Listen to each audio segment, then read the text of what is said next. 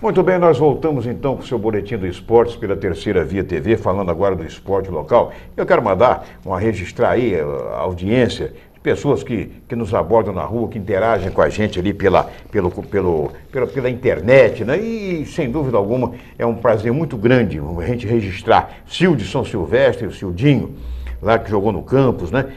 Protético, lá no Parque Santo Amaro, na rua Alfredo Chácara, Ronaldo Campos de Souza, na rua Sete Capitães, aposentado lá do IFE, Renato Peçanha, Jesuíno Ventura no Jockey, o nosso Nilson Maria Peçanha, né? Nosso Rio Branquense, né? O dono da tarde. O dono da tarde na Absoluta M ali, uma audiência total, né? Com aquele seu tradicional encontro de corações. Não é verdade?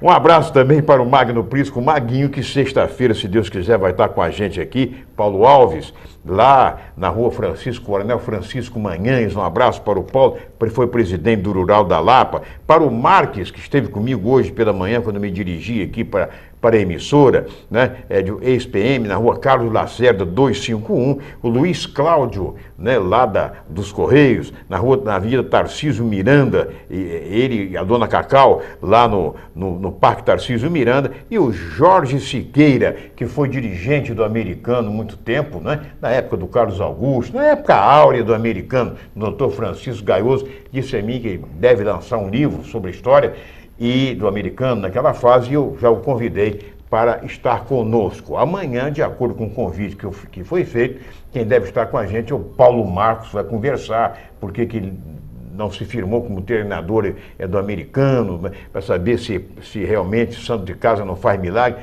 O Paulo Marcos, que foi um dos maiores zagueiros que eu conheci, inclusive jogando pelo Internacional de Porto Alegre. Você fala do Paulo Marcos, ele se firmou como técnico, na minha opinião, em Campos. Fez um grande trabalho no Americano, inclusive todo o processo de renovação que o Americano sofreu nos últimos campeonatos foi por trabalho do nosso carão, Paulo Marcos. E no futebol capixaba é o homem que papa todos os títulos. Todo time que ele dirige no Espírito Santo consegue ser campeão. E é inclusive descobridor de valores, né? Foi ele quem trouxe o Chiesa para o Americano. Tantos outros, como o Flávio Santos, o zagueiro Éder, que foi jogar no Vasco da Gama. O Paulo Marcos, ele tem uma grande virtude, no meu ponto de vista, que é aquele cara durão, e com ele a disciplina foi um líder, né, dentro de campo. Mantida 100%. Exatamente. Agora, hoje, talvez para alguns dirigentes esse tipo de perfil não agrada. Não interessa. Mas ele é um homem que tem serviços prestados ao nosso esporte, como jogador, foi um dos grandes zagueiros, como você falou, e como treinador também, que pode ser muito útil.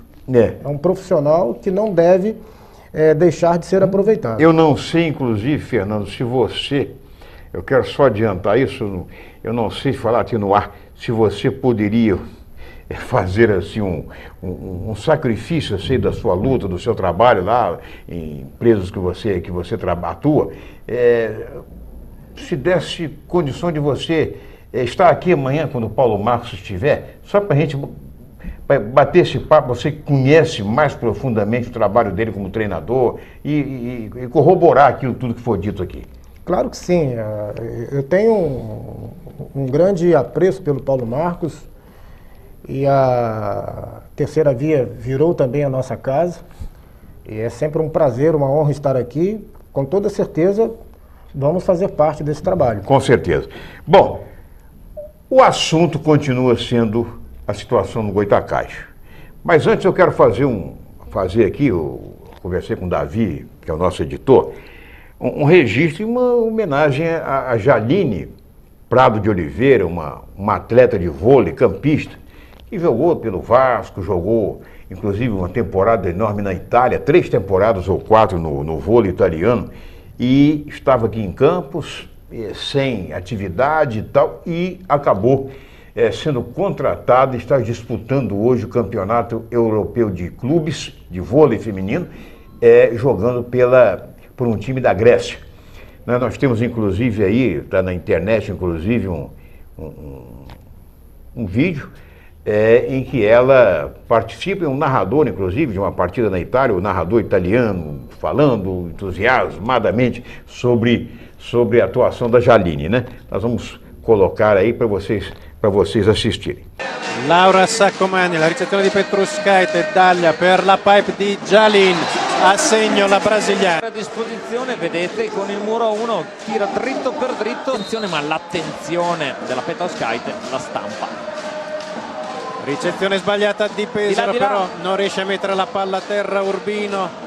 Dalla panchina Salvagni chiede 4 tocchi, non vengono concessi. Jalin tenuta da Saccomani e poi alla fine il tocco vincente di... Mas voltando então a falar sobre o futebol aqui de Campos, é a novela do Goytacás. Uma coisa que está se arrastando desde que o presidente o presidente Robson Barreto declarou publicamente, não sei, alguma coisa aconteceu para que ele chegasse a esse ponto de declarar publicamente que ele havia recomendado que o fechamento, o Goytacás encerrasse as atividades desse ano, fechasse os portões, reabrisse no próximo ano, porque o Goytacás estava de dívidas até aqui e que não tem como, não teria como.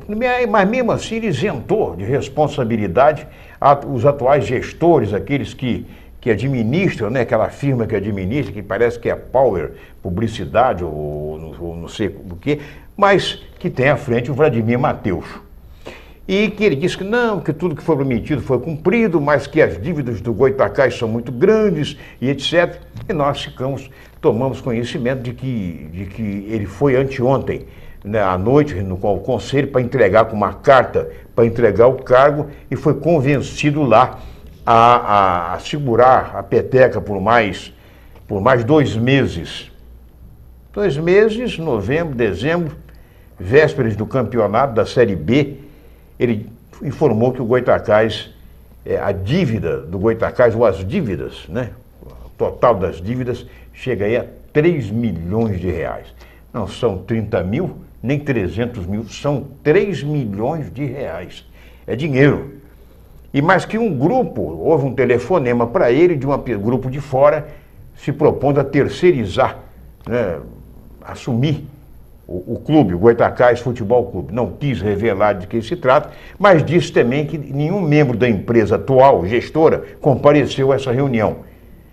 E compareceram sócios, ex-presidentes e tal, conselheiros, mas que ninguém se apresentou. Mas recebeu também um telefonema dizendo que essa empresa gestora atual, né, pediu um prazo de 48 horas para dizer se quer continuar ou não. Como é que você vê isso? O que mais me chama a atenção é o seguinte: no ano passado, quando o Goytacás atingiu uma média de arrecadação que chegou a superar receitas da primeira divisão do futebol do Rio de Janeiro, ninguém falava nessas dívidas. Parecia que o Goytacás vivia um momento altamente importante em sua vida, e havia também aquela motivação e indícios da própria ascensão do Goytacás, com ele voltando à primeira divisão do futebol do Rio de Janeiro. Na medida em que esse objetivo não foi alcançado e que houve uma quebra, né, de investimento, até em função de estar o Goytacás preso a um movimento político, aí começa agora a surgir os problemas. Eu sempre fiz elogios ao Robson Barreto, não sou amigo dele, não tenho amizade a ele, mas conheço a sua história como gerente de banco, que o foi, como homem que trabalha numa grande empresa do ramo da construção civil. Mas acontece o seguinte: quando se fala em largar, você ou toma decisão ou não. Se existem promessas de investidores, isso tinha que ser catalogado antes. Isso. Porque não adianta você, por exemplo, varrer uma sala e jogar o lixo no canto da parede. Claro. Esse problema de você ficar administrando dívidas, mais cedo ou mais tarde, isso sobrecarrega o próprio clube, porque há tempo que essas questões vêm se arrastando. Eu vou até fazer só uma comparação aqui. O Luciano Viana hoje, ele trabalha na forma de quitar o que o clube deve, sem fazer um trabalho de dar sequência à própria administração dele, deixando para trás erros, porque ele sabe que isso, mais na frente, vai refletir negativamente. Com certeza. Ele mesmo diz: olha, eu prefiro pagar o que o clube deve do que eu ficar fazendo um planejamento do meu trabalho, da minha administração, se esquecendo do que passou, e depois quem assumir, vai assumir um clube com problemas.